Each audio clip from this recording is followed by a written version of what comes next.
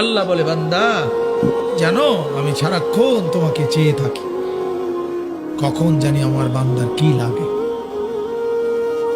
আল্লাহ বলেন, তুমি ঘুমাও, তোমার ক্ষেত, তোমার ঘরের একটা বদনা পর্যন্ত ঘরের ভিতরে, তোমার ঘরের একটা নুনের বাটি পর্যন্ত ঘরের ভিতরে, এত বড় বিশাল ক্ষেত, ফসল লাগায়া রেখে আসলা, কই ওয়াল, কই দরজা, কই জানালা, কই উপরে ছাদও নাই, বেড়াও নাই, কিচ্ছু নাই, কারে দিয়া গেলা?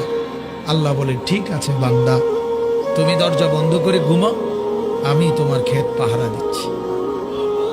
আমি সময় মতো কুয়াশা ফেলবো, সময় মতো বৃষ্টি দেব, সময় মতো জমিনকে চালনির মতো ছিদ্র করব। একদিন দেখবা তুমি সকালবেলা গিয়ে তোমার ছোট্ট দানা থেকে আমি আল্লাহ নতুন গাছ বের করে দেব। কয়দিন পরে দেখবা সবুজ গাছ বড় হয়ে গেছে, এর কয়দিন পরে দেখবা হলুদ হইয়া পাইকা গেছে, এর কয়দিন পরে কাইটা ঘরে নিয়ে আসবা, আর তোমার ঘরে তখন আনন্দ, নতুন ফসল তোলার আনন্দ। ঠিক কিনা বলেন?